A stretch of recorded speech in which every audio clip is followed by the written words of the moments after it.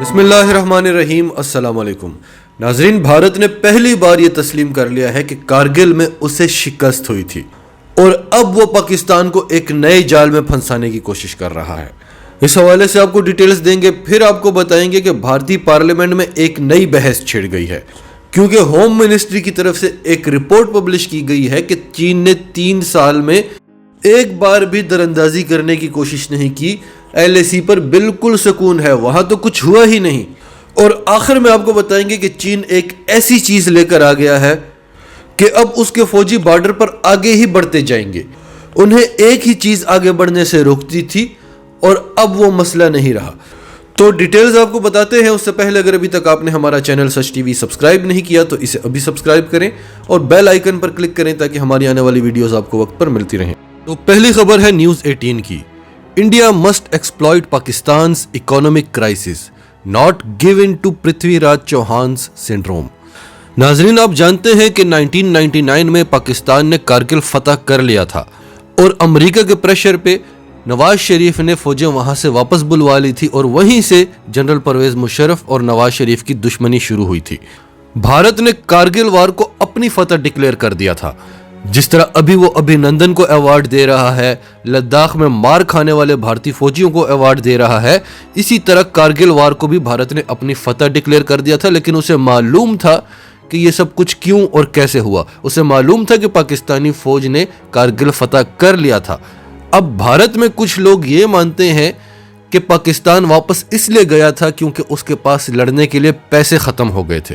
उसके पास इतने पैसे भी नहीं थे कि वो 2 हफ्ते की लिमिटेड वार लड़ सकता। और कुछ लोग ये मानते हैं कि अमेरिका के प्रेशर पर नवाज शरीफ ने फौजें वापस बुलाई थी, जो कि सही बात है, लेकिन उसकी वजह भी पाकिस्तान का माशी बहरान ही था।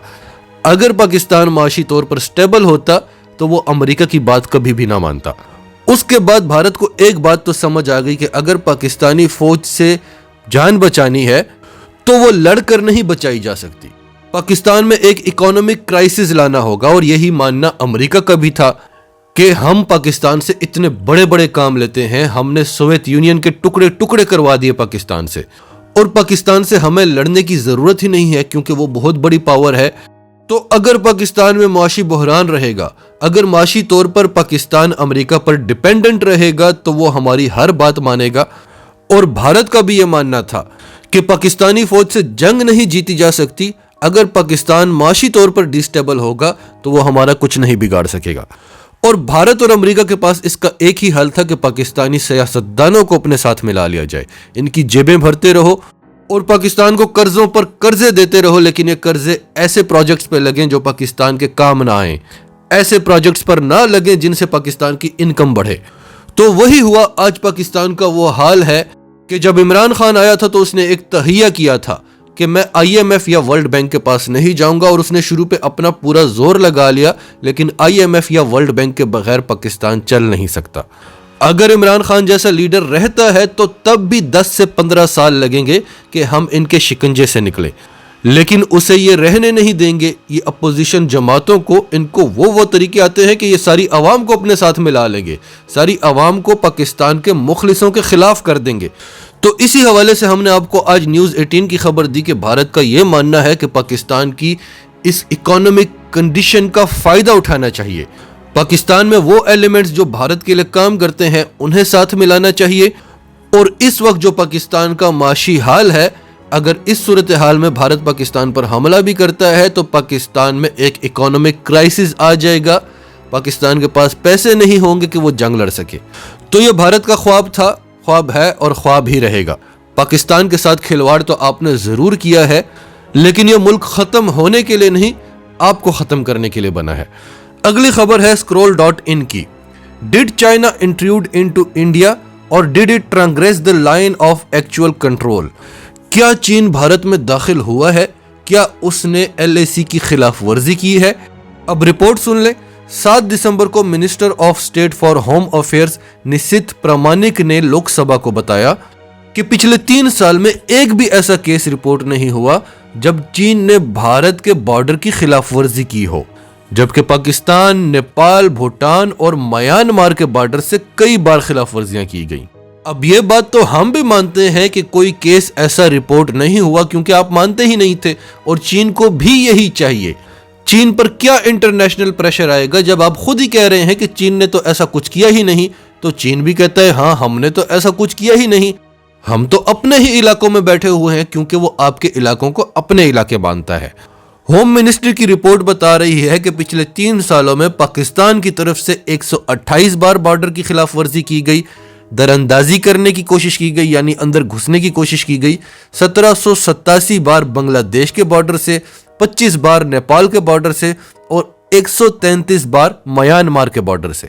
लेकिन भूटान के बॉर्डर से और चीन के बॉर्डर से एक बार भी कोई भी ऐसी हरकत नहीं की गई। ये तो जब यूएस डिफेंस डिपार्टमेंट ने, पेंटागन ने रिपोर्ट दी कि चीन ने तो आपके अरुणाचल में गांव बसा लिए हैं, तब भारत माना। तो ये होम मिनिस्ट्री की रिपोर्ट बिल्कुल सही है क्योंकि केस तो एक भी रिपोर्ट नहीं हुआ। लेकिन ये पूरा भारत जानता है कि चीन इलाके कब्जे करके बैठा हुआ है। इस रिपोर्ट के बाद राज्यसभा के लीडर ऑफ ऑपोजिशन क्या कहते हैं? The home ministry has told parliament that there has been no intrusion on Indo-China border in last 3 years. Home ministry parliament को बता रही है कि चीन ने पिछले 3 सालों में बॉर्डर की कोई खिलाफ वर्जी नहीं की, कोई दरअंदाजी नहीं हुई। So Galwan didn't happen or soldiers didn't die and the Chinese village in Arunachal is indeed built by Beijing Janata Party under PM Awas Yojana. तो इस रिपोर्ट के कहने का मतलब है कि गलवान वाला वाकया तो हुआ ही नहीं था और वो जो हमारे 20 फौजी मरे थे वो तो मरे ही नहीं थे, और वो जो चीन ने अरुणाचल में गांव बसाए हुए हैं वो असल में हमारी बीजिंग की जनता पार्टी ने बनाए हैं, हमारे प्रधानमंत्री की मर्जी से बने हैं। तो इस तरह से ये अपना मजाक खुद बनाते हैं दुनिया में। आखिर में स्पुतनिक इंटरनेशनल की खबर भी सुन लें। China rolls out portable shelter for troops in Himalayas amid border row with India. चीन ने अपने फौजियों के लिए बंकर्स बनाए थे ताकि वो सर्दी से बचें, और ये बंकर्स इतने गर्म थे, इतना नॉर्मल टेम्परेचर था कि बाहर बर्फें पड़ी हों, तूफान आ रहे हों, अंदर ये टी शर्ट्स में फिरते थे। इनको कोई ऑक्सीजन की कमी नहीं होती थी इन बंकर्स में। ये बंकर्स ऑन ग्राउंड और अंडरग्राउंड भी थे। अब जो हमने आपको स्पुतनिक की खबर सुनाई है उसमें ये बता रहे हैं कि चीन अब पोर्टेबल शेल्टर्स बना रहा है, यानी जिनको मूव किया जा सके, जिनको एक जगह से उठाकर दूसरी जगह रखा जा सके, क्योंकि चीन जो कंस्ट्रक्शन करता है, जो बंकर्स बनाता है, वो बहुत पीछे रह जाते हैं, यानी वो जाया हो जाते हैं। जब चीनी फौज मजीद इलाके कब्जा करती है, मजीद आगे बढ़ती है, तो वो जो बंकर्स बने होते हैं वो पीछे रह जाते हैं। तो अब चीन पोर्टेबल शेल्टर्स बना रहा है ताकि जैसे जैसे आप नए इलाके कब्जा करें, इन शेल्टर्स को भी आगे बढ़ा सकें। और भारत की पार्लियामेंट कहती है कि चीन ने तो 3 साल में कुछ किया ही नहीं। शर्म के मारे ये दुनिया को और अपनी आवाम को सच्चाई तक नहीं बता सकते और ये ख्वाब देखते हैं कि पाकिस्तान के माशी बहरान का फायदा उठा लो।